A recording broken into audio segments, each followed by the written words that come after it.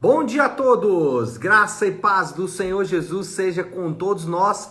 Uma ótima quinta-feira para todos. Hoje é dia 2 de fevereiro de 2023. Seja muito bem-vindo ao nosso devocional de hoje. E nesta quinta-feira vamos dar sequência à nossa maratona de leitura bíblica. Hoje vamos falar de Isaías 25, 26 e 27. O tema do devocional de hoje é a vitória do Senhor. Deixe-me ler o texto aqui que vai dar a base para a nossa conversa e depois a gente vai falando sobre ele. Quero que você preste bastante atenção porque é um daqueles textos que você deveria marcar aí com as suas canetas, os seus lápis, né? A pastora Flávia que gosta de marcar aí, né? Tudo de várias cores e tal. Nem sei qual cor que você vai usar aqui, viu, meu amor? Porque aqui tem tanta coisa, é escatologia, é soteriologia, tá falando da salvação, tá falando do fim dos tempos, tá falando de promessas presentes, é um texto riquíssimo. Vamos ler logo e aí a gente vai conversar sobre ele. Diz assim, Isaías 25:6, não tinha dito ainda, né? Isaías 25:6, que diz assim: neste monte o Senhor dos Exércitos preparará um farto banquete para todos os povos. Um banquete de vinho envelhecido, com carnes suculentas e o melhor vinho. Neste monte, ele destruirá o véu que envolve todos os povos, a cortina que cobre todas as nações. Destruirá a morte para sempre. O soberano, o Senhor, enxugará as lágrimas de todo o rosto e retirará de toda a terra a zombaria do seu povo. Foi o Senhor quem disse. Bom, a percepção de que Deus estenderá o seu reino por toda a terra leva o profeta a declarar um hino de adoração. O que acontece aqui? Isaías vem falando sobre um juízo para cada nação, para cada povo, e parece que quando Isaías percebe que Deus vai estender o seu reino por limites que ele não tem nem ideia, isso leva ele a um hino de adoração. E esse hino de adoração está no versículo 25, no capítulo 25, nós temos um, né? Mas depois também no 26. Ou seja, Isaías, que está transicionando um assunto para o outro, porque aqui ele está finalizando parte aí da sua carta e iniciando uma segunda parte, ele irrompe então em adoração. Esse hino que ele faz está repleto de declarações escatológicas, de declarações que remetem ao fim de todas as coisas. Mas esse texto também está repleto de declarações escatológicas do ponto de vista de Isaías. O que acontece aqui? Isaías está olhando para o futuro e vendo o que vai acontecer no futuro. Só que o futuro que Isaías está vendo, para nós, já é passado.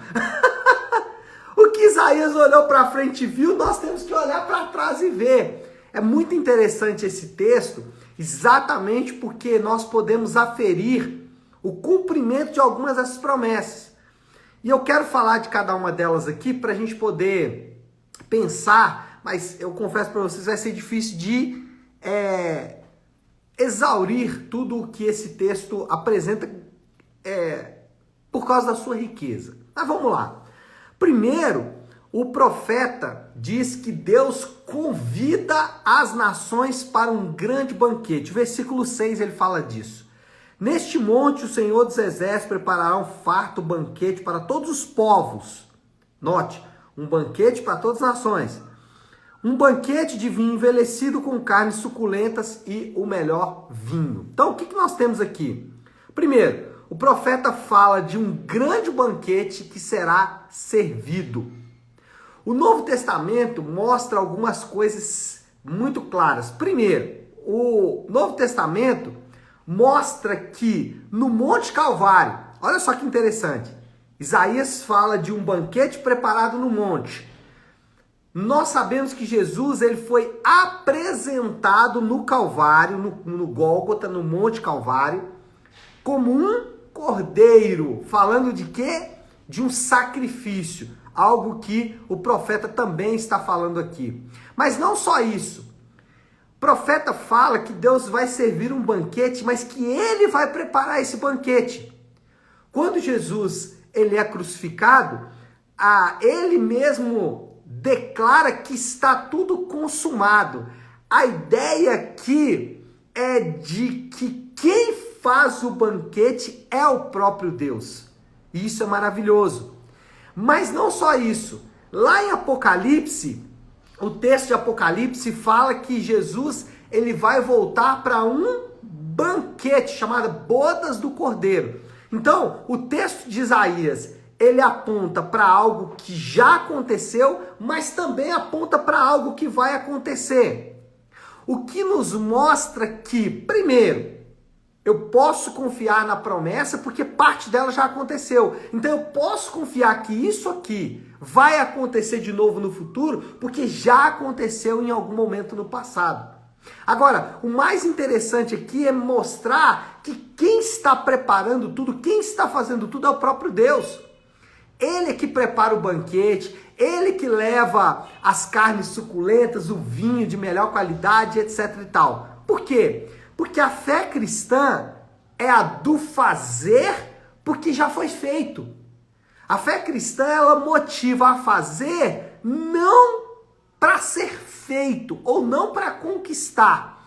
Então veja bem, as religiões modernas, e eu não vou falar das outras religiões como o budismo ou o islamismo, não. Eu vou falar das religiões modernas. O humanismo, o pragmatismo, são todas religiões que ainda que não tenham templo, que ainda que não tenham grupos específicos, essas religiões modernas, elas estão espalhadas no meio do povo. Até mesmo entre os crentes, o humanismo, o pragmatismo, ele está muito presente. Essas religiões, elas ensinam o seguinte: eu preciso fazer para que então eu obtenha as minhas conquistas. A fé cristã, ela ensina exatamente o contrário. Ela fala o seguinte: um grande banquete já foi preparado. As carnes de melhor qualidade já são servidas. Qual é a maneira que você vai se portar diante de algo que já foi feito? A ideia é: eu amo porque eu já fui amado. Eu perdoo porque eu já fui perdoado. E eu não perdoo para conquistar um lugar no céu. Eu não amo para conquistar um lugar no céu. A ideia da fé cristã não é essa. A ideia da fé cristã é o seguinte: eu posso amar porque eu já fui profundamente amado. Bom, segundo versículo fala que o Senhor vai retirar um véu. Olha aí o versículo 7. Neste monte, de novo a ideia do monte, ele destruirá o véu que envolve todos os povos, a cortina que cobre todas as nações. Bom, o profeta fala de uma cobertura ou impedimento que será retirado. A gente não consegue saber ao certo o que é, mas a ideia parece que algo foi retirado, algo foi revelado. No Novo Testamento, nós aprendemos que Jesus, no ato da sua morte, o véu do templo foi rasgado de cima a baixo. Depois os apóstolos vão dizer que Jesus rasgou o véu com o seu próprio corpo. A ideia de que quando o corpo de Jesus era rasgado no Calvário, nós também estávamos, ao momento em que o corpo do Senhor era rasgado, nós estávamos recebendo grande revelação. O que nós aprendemos é que pela morte de Cristo, todos os grandes mistérios foram revelados e registrados. A ideia de que quando Jesus ele morre, o último grande mistério então está revelado. Nós temos tudo isso registrado na Bíblia. A ideia aqui é de que hoje nós podemos enxergar, primeiro, porque o Senhor retirou o véu dos nossos olhos, porque muitas pessoas ainda leem o texto bíblico com véu. E isso não depende delas. Não é pelo bom entendimento dela, volto no ponto anterior, não é porque ela vai fazer algo que algo será feito por ela. A ideia é nós podemos, ou os crentes podem, obter revelação de Deus porque o véu foi retirado deles. Porque algo foi feito por eles que os permite então enxergar. Mas a ideia aqui do texto é dizer que agora tudo que nós precisamos em relação à revelação já está entregue, já está registrado. Paulo vai dizer em Efésios que o último grande mistério que foi revelado é a igreja. A igreja, o corpo local de crentes, é o último grande mistério que foi revelado. Então, nós aprendemos aqui duas coisas. Primeiro, é que se o Senhor não tirar o véu dos nossos olhos, nós não vamos enxergar. E você já deve ter tido essa experiência de pregar para a pessoa e ela não entender absolutamente nada do que você falou ou simplesmente não aceitar. Para você parece uma grande ideia, parece uma grande resposta, mas para aquela pessoa não faz o menor sentido. Por quê? Porque ela ainda está com véu. Quem pode retirar esse véu é só o próprio Deus. Então essa é a primeira coisa. Segunda coisa que nós aprendemos aqui é que nós não precisamos ir em busca de resolver mistérios.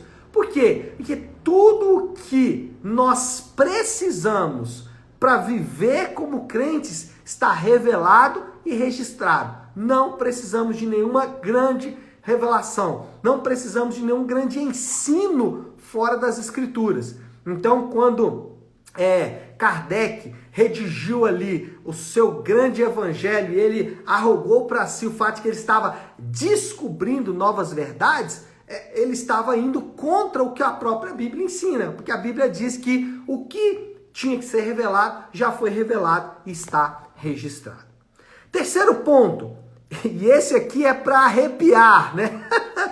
Versículo 8 aí do capítulo 25. Destruirá a morte para sempre.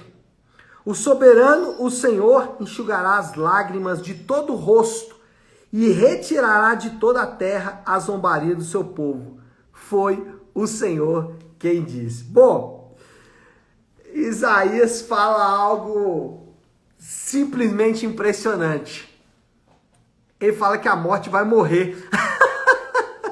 Ele fala que a morte vai morrer. Meu Deus do céu. Isso é algo que a nossa cabeça natural, mesmo para aqueles que já têm, né? Ou que já conseguem entender claramente a palavra de Deus, que já tiveram o véu retirado, ainda assim é impressionante.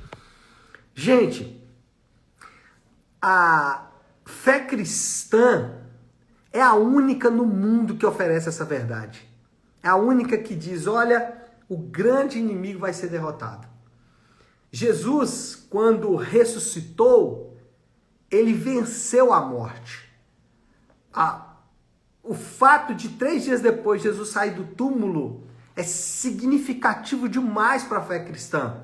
Inclusive os apóstolos, eles se apoiaram nesse ensino. Talvez o ensino principal, o apoio principal que os apóstolos tiveram foi nisso. Por que as pessoas encaravam a morte nas arenas romanas de maneira tão tranquila? Parece até um descontrole emocional, psicológico. Como as pessoas poderiam encarar a morte daquela forma? É porque o que estava por trás da coragem daquelas pessoas não era a sua própria coragem. Era o fato de que eles entendiam que eles não iriam morrer.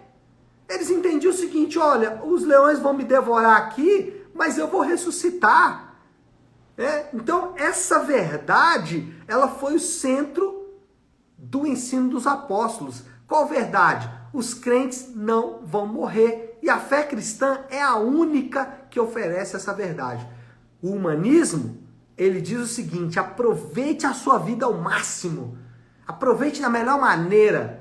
8 passos para uma família saudável, 7 passos para uma vida financeira. Busque os seus sonhos, busque isso, busque aquilo. O humanismo vai ensinar isso. Por quê? Porque para ele a vida é curta. É 70, 80 anos, 60 anos. A vida é curta para um humanista. Mas para um cristão, a vida não acaba. E isso é muito glorioso. Bom, eu preciso encerrar. Eu falei que hoje seria difícil, né? Então vamos caminhar aí para o fim. Moral da história.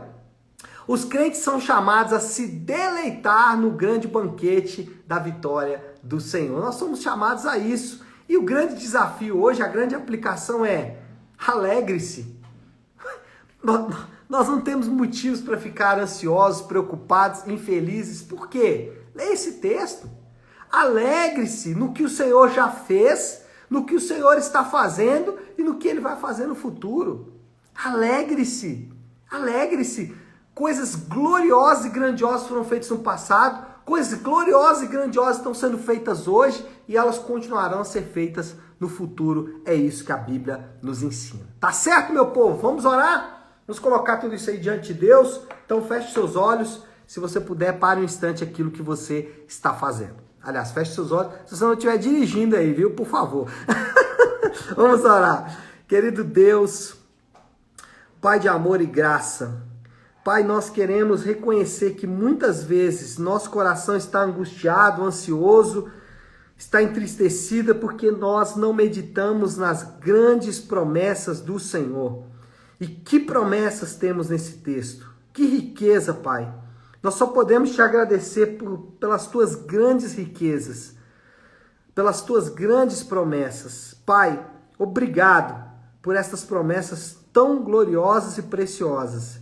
E por causa delas nós te adoramos e bendizemos o teu nome. Fazemos isso em nome de Jesus. Amém, amém e amém. Amém, meu povo? Bom, então é isso. Eu quero encerrar aqui deixando um convite especial para você. No próximo sábado nós vamos ter um curso especial na Igreja Nave, de 1 às 5 da tarde, que é sobre o Evangelho. Nós vamos fazer um estudo sobre o que é o Evangelho de Cristo, como a Bíblia relata esse Evangelho. Então, sábado, de 1 às 5 da tarde, totalmente gratuito, mas eu preciso que você faça a sua inscrição. Então é só mandar aí para mim depois uma mensagem no direct, para eu poder fazer a sua inscrição, lembrando que é presencial, tá certo? Então é isso, pessoal. Nós vamos ficando por aqui. Que Deus te abençoe. Uma ótima, uma excelente quinta-feira para todos. Fiquem com Deus.